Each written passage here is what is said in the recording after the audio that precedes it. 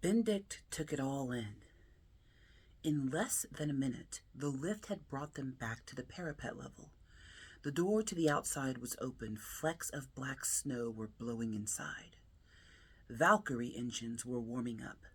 Benedict followed Creed and Kell up the steps to the doorway. Benedict could no longer hold himself back from asking, "But what is this place?" Creed paused. "In the early days of the Imperium of Man, great minds foresaw a moment such as this when we would be alone and fighting the full might of the enemy. They assured that Cadia should always have a second force that could be hidden away, fully supplied until their strength was needed. This is one such facility. Cadia is seated with them. You and the 101st are part of a reserve army. We have taken all that the enemy can throw at us, and now I am about to unleash you on our foes." With those words, Creed ducked outside, and Benedict followed him out onto the parapet. There was nothing distinctive about Creed's Valkyrie. It was painted with plain Cadian drab, a standard pattern armed with multi-laser and 2 yellow-tipped Hellstrike missiles slung under each wing. The black hose lay on the landing pad with a small puddle of promethium dribbling out onto the floor. It had just been refueled. The masked faces of the 2 crewmen were uplit by green dashboard as they looked down onto the consoles before them. They were running through the last instrument checks. Color Sergeant Kell led them along the narrow parapet to the landing pad. The gusts of wind were a great gale force. Benedict put his hand to his head to keep the wind from blowing his helmet off. The Valkyrie's side doors swooped open. The sponson heavy bolters were covered with a simple tan tarpaulin.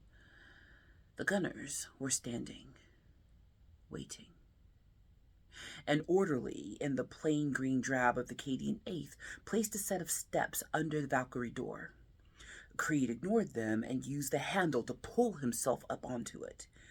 He stood in the doorway and had to shout to be heard over the whine of engines. "I nearly forgot." Creed pulled something from inside his jacket. "Here." Benedict grabbed the tightly bound cloth and pressed it against his chest. "There's 15 regiments who'll be joining you. Take command. Understand?"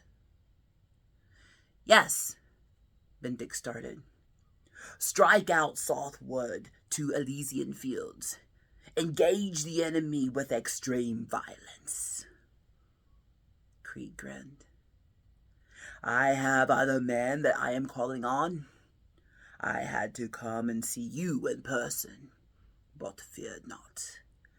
We're going to deal them such a blow that their teeth will rattle." The whine of the engines grew so loud, Benedict's words seemed almost drowned in it. "Thank you, sir. But why me?" Creed paused. "I saw you fight on Relion 5. The Valkyrie door was thrown shut, and Benedict stood alone for a moment as their flyer lifted up from the landing pad. There were a few seconds as the pilot struggled against the winds. Then he engaged the thrusters, turned the gunship's nose away from the mountain, and she fell into darkness. The lights of Creed's Valkyrie quickly dwindled. Benedict threw the door closed behind him. In his hand was a bundle that Creed had given him. He held it up, wondering what it could be. Black cloth, he unwrapped it. Gold braid, he looked up. Only Mare was there, sitting by the Vox and starting to power it down. Mare saw the expression on Bendick's face. "What is that, sir?" Bendick showed him what he held in his hands. Mare walked toward him, his eyes widened. "Well, congratulations, sir. What does it mean?"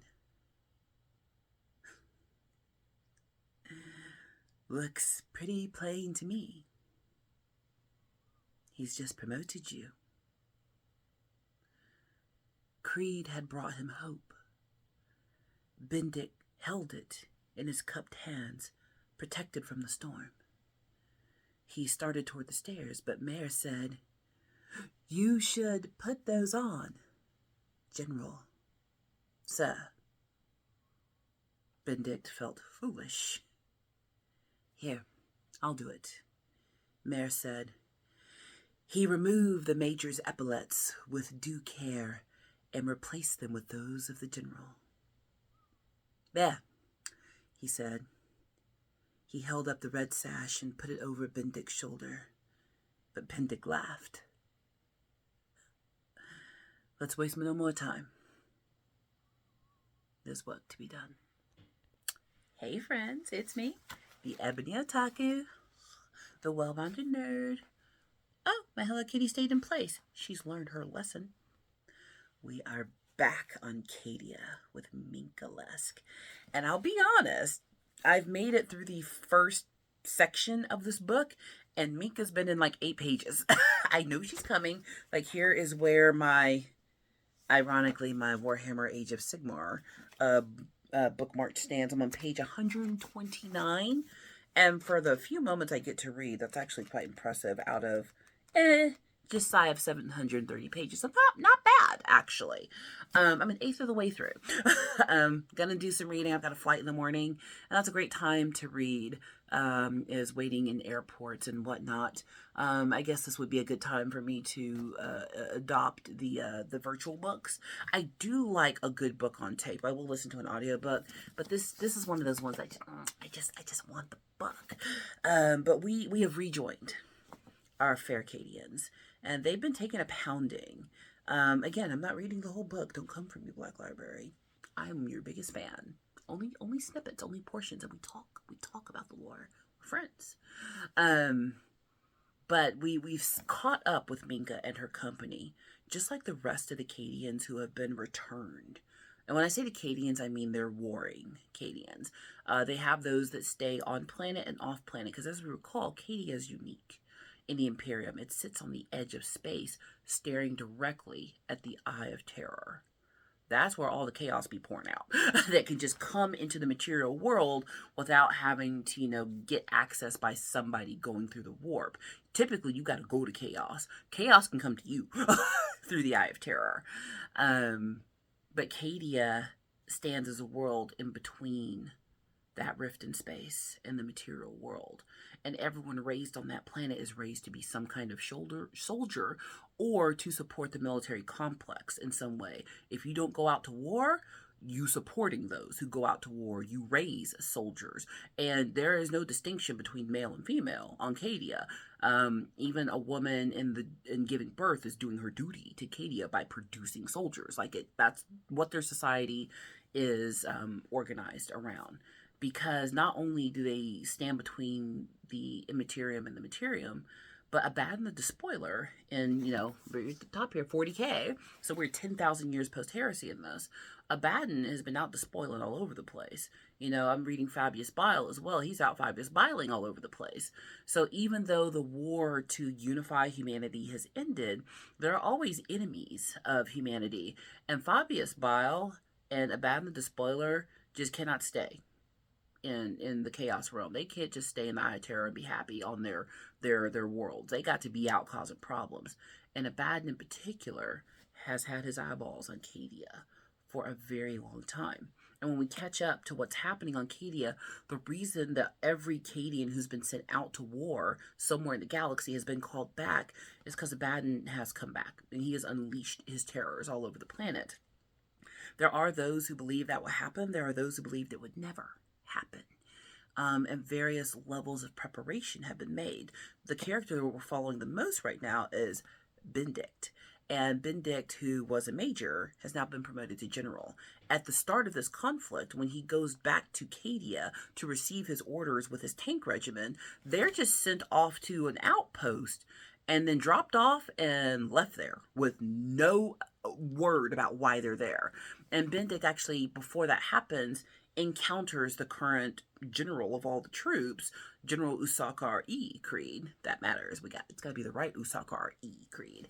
Where they discuss what's happening. And Usakar E. Creed, unknown to Benedict, has an impression of this man, of what the measure of him is, what kind of soldier he is, what kind of leader he is, and where he could be most useful, because that's what generals do. You know, oftentimes when it comes to people who are the leaders of people, no, not just the leaders of people, the leaders of leaders of leaders. And the more that I matriculate in corporate America, the more that I learn about that. And even in Rising and Black Belt, as of time of filming, a week ago, I tested for my 6th degree black belt, and even rising in the ranks there, seeing the level of responsibility, because now I'm more than just an instructor, I'm an instructor of instructors. Basically, I teach people how to teach. There's a difference between being a contributor individually in an organization or an organism versus being the one who leads those who do the work versus the leader of the leader. And it's so hard to point up and go, and shake your fist and say, why'd you make this decision? But the more I learn and the more I really, really grasp those types of decisions that have to be made, the more I'm like, I'm glad that wasn't my decision to make. Because I don't know if I would have made the right one. And that's who General Usarkar E. Creed is. He has replaced the previous War Master at this point. And he has not revealed his entire plan. And that's another thing that frustrates people. Why didn't you tell me all the things? If I had known all the things, I could have made a better decision. Well, everything can't be told. Not all information is for everyone, and you have to trust that the person whose job it is to make the decision is going to make the right decision, and that is hard because we have so many examples of humans making the wrong decisions. But I always have to come back to a place of if I was in place of that human who had to make that decision, with the information I was given, would I have made the right one? Because being able to think about how to maneuver great organizations of people, especially when it comes to the military, that takes a special kind of mind to do that. And I'll be honest, I don't have that kind of mind. Now look, she loves her a real-time strategy game. I love me just controlling some little troops and doing stuff. I think it's great. It's fun. But could I do it in real life? Probably not. No, do you remember the movie Ender's Game and book? I know it was a book series first, but I only ever watched the movie. Didn't even know what it was. It was some sci-fi that came out, and I went to go see it. I had no idea what I was getting into. The last 10 minutes are rough. But in Ender's Game, spoiler alert, I suppose, Earth has entered into a portion of its future history. Weird pairing. Where they're constantly at war, sound familiar, with a particular species, a bug-like species in space. And nobody knows, who started this war. It's one of the wars that's been going on so long, we don't know whose side is whose. Maybe we do, I haven't read the books, but in the context of the movie, we don't know. It's a war, and the enemy must go. And they start recruiting children very, very young into military academies. Now, if kids show a particular aptitude, they put them in a series of games to determine if they could be the commanders of armies for Earth, because apparently the younger you are, the more pliable your mind, actually the better commander you are, because they don't have that historical attachment to the conflict that adults would have. That's why kids end up being better at some stuff than adults, because they have no preconceived, even in teaching martial arts, children end up being physically better than adults, not because adults are strong. I'm very strong, but I left my perfect split in my 20s. Okay? But children are literally still growing, and the time to learn to do a split is when you're young and your body ain't done growing yet, because you can train it to be in a certain position. That's why they start them at 5, 6 years old. Some countries are a little bit too young, but that's not what we're here to talk about. So there is a certain malleability that comes with youth that goes away physically, mentally, and emotionally as people grow. It's easier to teach children how to do their forms and kicks because they have no frame of reference. When someone's only been walking for 6 years, that's much different than retraining someone who's been walking for 36 years. There's no frame of reference for a child. So when you say kick straight up, they go, okay, and they kick straight up. You tell an adult to do that, they go, I can't. I have previous experience that tells me I can't do that. So in Ender's Game, they take these inexperienced, malleable, brilliant minds, and they put them through a series of puzzles and tests that are basically war game imitations, and they have them build their own kind of Lord of the Flies structure within their little socialization group, and they put them against one another to see who the best general is going to be. And then eventually Ender, well, that's why it's called Ender's Game, his name is Ender, rises to the top of them all. And then they start taking him from the games to out in space to play the game, to command armies and see how he would fare. And he does well. He does so well that they take him to the top game to destroy all the enemies. And he wins. And he thinks it's just a game. Big spoiler, it wasn't. When they realized how brilliant he was, they kept lying to him and telling him it was a game, so that he could command the armies without understanding what he was doing. Because millions of lives were lost, there were troops of his own that he sacrificed to make another move happen, and vice versa. But in the end of the day, he won the war on behalf of humanity.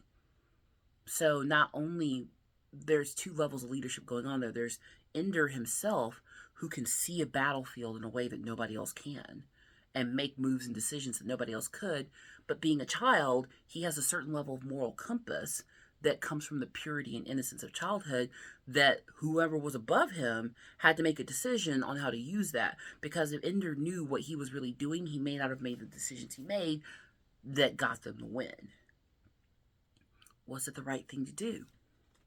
That's why these great books endure, because it gives us something to talk about. I don't think I could have made the decision to stick a child in war and not tell them. I couldn't have done it. Somebody could have. When it comes to these types of things, it's always easy to say, this is what I would have done. Is it? Is it? This is what I would do. Is it? Because some of the things were so flippant about what we would have done. When we sit down and think about what we're saying, most of us can't do what we think we could do. And General Usarkar E. Creed is a recently promoted general who has to do things and make plans that other people can't conceive of. At a young age, he has proven himself to be capable. He's a young general in terms of promotion amongst Cadians. Very young. And he's been able early to make decisions that others could not make. He has seen things in battle and in formations and in armies that others didn't see. And he has basically usurped the old guard. And he is the general of generals. That's what a war master is. Not just that there are generals. There's a general's general. That's who Horus is. There's the Primarchs. They're all the sons of the Emperor. But then there's the son of the Emperor. The one who rose to the top above all of them. And that was Horus, the commander of commanders. To be able to see things and do things the others could not do or see. And General Usarkar E. Creed, when all the Cadians were called back, had a plan. That's why he was promoted. Somewhere in the war room in a secret council, he let those who could make the decision to promote him know what his plan was. And they went, that's a plan. And when Benedict comes back to his home to defend it, and he's dropped off in a cave with his tanks and his men with no word, all he can do is keep their morale up and trust that the person in charge is making the right decisions, and just blindly trust. Because that's what part of military life is. That's why they want to get you young. So they train it into you to just do what you're told. Because you're not going to get all the info. That's part of it. You can't have all the information. You just have to trust that the person who's making the decisions is going to make the right one. And there comes a point where we meet back up with Minka and her team. And like the rest of the Cadians, Abaddon's forces are overwhelming them. She is watching her comrades die and be blown apart all around her. Not just be blown apart and die, but the particular brand of chaos that has affected Abaddon, and spoilers, Nurgle, they're turning them into zombies, which I'm very pro-zombie, so when I read that, I was like, oh, zombies. But she's watching her comrades have to suffer twice. They have to suffer through the pain of war and then be reborn into chaos and have to be put down again, if they can be put down. Because you know how zombies work. Every universe comes with a different rule with how zombies work. And Warhammer did too. But all of these battles are happening at the same time. When I first started reading this book, I was a little confused. And that's why I put it down for a while. Now I've picked it back up. Because now what I understand is the writer, Justin D. Hill. Good job, Justin, if you ever see this. Yay. Because now I understand how you wrote this. These are vignettes of battles happening all at the same time. Because you get a lot of character voices very quickly. And they're just literally written in these little sections where you jump from Bendick's view to Minka's view to this guy's view to this guy's view to this guy's view. And there's like 40 characters you're introduced to in quick succession. You're like, what's going on? But it gives you a picture of what General Usarkar E. Creed is looking at. All of these different forces experiencing different things. He has to command and bring them together, and they have to trust him. As often as he can, the general gets on the horn and tries to send out an inspirational message. But at the end of the day, they literally have to have blind trust that this person that was put in charge is going to do the right thing. And it turns out General Sarkar E. Creed had a plan. Because in the foundations of Cadia, a plan was made. 1,000 years ago, somebody knew. 5,000, 10,000 years ago, somebody knew that this day would come. And that they were going to need resources that were hidden from the enemy. So well hidden that the loyalists didn't know that they existed. Those who were part of the plan wouldn't know that they were part of the plan. The depths of brilliance there, just overwhelming. Such great writing. God. Justin Hill, write another book, please. You probably have. I'll go find it.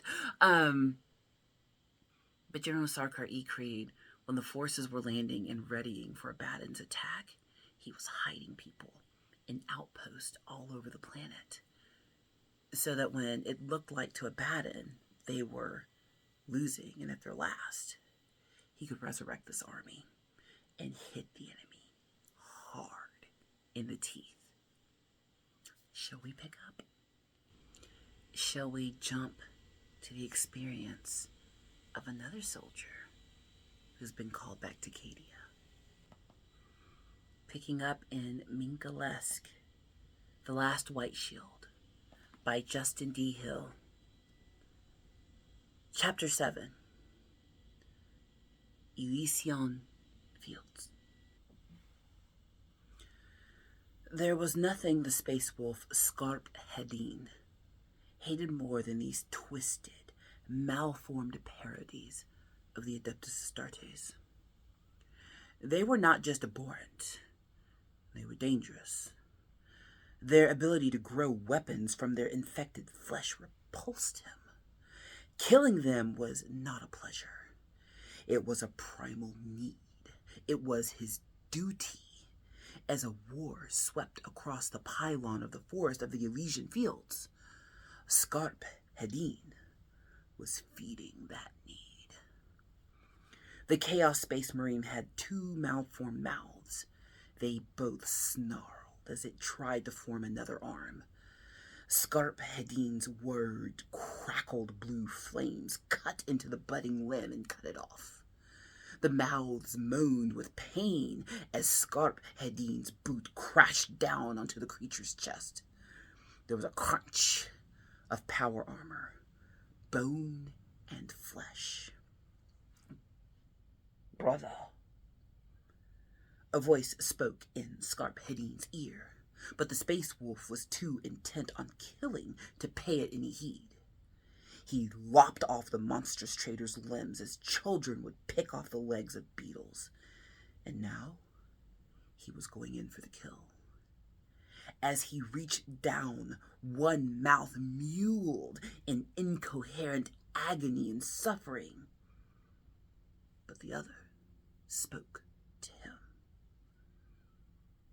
You can kill me, but victory is within our grasp. You will not see it, Scarp Hedin snarled. You are as lost as I. Scarp Hedin was beyond words. He put his weight behind the sword's hilt and drove it through the neck of the thing beneath him. It died with a shudder, and Scarp Hedin breathed the stink of blood deep. it looked about for another enemy to kill. "Brother." The voice spoke again. Scarp Hidding spun on his heel and stared about him, looking for his foes. The eye of terror filled the sky with purple, and on the plain around him were heaps of bodies. Moments came back to him. While human armies met in vast battles, two elite warbands of space marines and their chaotic brothers had met each other in an exultant duel of sword and axe. Scarp Hidding had followed his master, Ottar the White, as a hound follows the pack leader. The melee had attracted more and more ancient warriors, like carrion to a dying beast. Now, as Scarp Hidding spun about, it seemed that no one else lived. Nothing moved. His nostrils flared. He could tell the blood of his gene brothers apart from that of their foes. He could smell their gene seed despite the distortions that chaos had wrought. He sniffed for warm blood. He smelled for life among the piles of the dead. He stood at the top of the hill of bodies in gray and black power armor of the Space Wolves and the Black Legion. Heads had been severed, gore puddled about their fallen bodies, each showing an excessive trauma that it took to kill a member of the Adeptus Astartes. "Brother." Scarp Hidding spun about, crouching low, ready to fight. They had been surrounded. There had been hundreds of Black Legionaries, but now they had all gone. He had not killed them all, he was sure. His mind scrolled back through the vivid relays in his helmet. No, he had not killed them. They had fled before his fury, climbing back into dread claws and landing craft and blasting off from the planet. Scarp Hidding laughed. Great fangs bared in his supreme confidence. He had been outnumbered. He had fought them, and he had destroyed them. He beat his chest with berserk fury and exultation. Traitors and cowards. Something moved at Scarp Hidding's feet. He put a bolt into the thing's skull. It had once been a member of the Emperor's children. Now it was dead, its last lungful of air coming out in a tide of red bubbles. He looked down and saw that he was standing on a pile of the dead, 50 bodies deep. His gray armor was flecked with blood, some of it his. He snarled as he spun about looking for another opponent, but the land was empty except for the dead. And all he knew, the dead did not rise again. "Brother." From top of the corpse mound, Scarp Hidding looked out into the hell of battle. In the far distance, ruined tanks still burned like foothills in the vast wrecks of titans and leviathans that rose over them all, their empty hulks now dark and flame-stained and silent. Closer to him, where his warband had been brought to the ground, hills of the dead rose up, crags of heads and torsos and boots covered with grotesque covering of reaching hands and fingers like the wretched flora of a demon world. The hills marked where each of his fellow brothers had stood and fought as they tried to cut their way through the enemy and had been brought low. The air stank of death and blood, and from deep down in the bottom layer of bodies, the unholy reek of decay. And there, at his feet, beneath the headless stump of the obliterator, he saw the shriveled skull of his chieftain, Ottar the White. It all came back to him as he stared down at the body before him, his chieftain surrounded by foes, setting about him with his axe and calling on his retainers for help. Scarp Hedin ripped through human and transhuman. The air was thick with the stink of superheated blood. His storage still sizzled as if it wanted more. "Lord," he hissed. "Brother. Lord. I failed you, Lord. Brother." The ancient space wolf chieftain had taken wounds to his arms, legs, and torso, but it was the final Melta shot that had seared a hole in his gray and gold work power armor that had drawn the ancient warrior to his death. It had taken out one of his hearts and had overwhelmed a body already wounded and already weakened, already dying. "I failed you," he said through fanged teeth that snarled in fury. "We have failed this world. Brother, this planet is lost." The words had no meaning for him. Above him, the eye of terror filled the sky with lurid patterns of purple. They cast a baleful light. Scarp Hedin had to force Atar's dead fingers to open to get the blade free. Even in death, the space wolf would not let go. "The planet is lost, brother." Scarp Hedin's fingers lifted the great double-headed axe, the weapon balanced in his hand, light only for a space wolf. Scarp Hedin's fangs drew back as far off an artillery duel reached as a crescendo. Lightbringer was as old as Fenris itself, a beautifully crafted weapon, haft and blade all forged from a single block of meteoric iron. It felt warm in his hand, the blade still cracking with nascent energy. The blade glimmered darkly, and Scarp Hedin grinned. He knew that the deal had been struck. "Brother, the planet is doomed." Scarp Hedin's nostrils flared as he sucked in the air of Cadia. Far-off strobes of last fire stabbed down through whirling clouds of smoke and ash. In the flickering darkness, he saw the wild light of packs of demons blinking through the immaterium. More enemies to kill. With great loping strides and limbs that did not tire, the space wolf began to move south. He was the last now, the last of his war band, the only one to carry the names of the dead and their great tales back to Fenris. This alone was responsibility enough. He could not let the feats of his brothers go unrecorded. "Brother, the planet is doomed. We need to get you off the planet. Confirm position."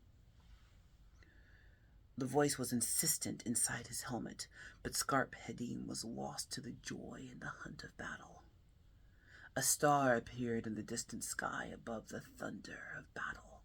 He heard the distant howl of Wolfen, and in answer, Scarp Hedin put his head back and howled. Zuffa, the Hermetic, was dead, with all his cursed warriors about him.